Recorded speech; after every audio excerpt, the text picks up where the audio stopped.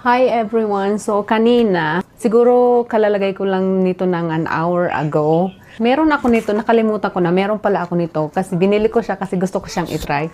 So alam nyo ba, sobrang dali lang ilagay. Hindi kayo mahihirapan maglagay kasi as yung parang hindi mo na kailangan ng glue. Didikit mo lang siya sa natural lashes mo.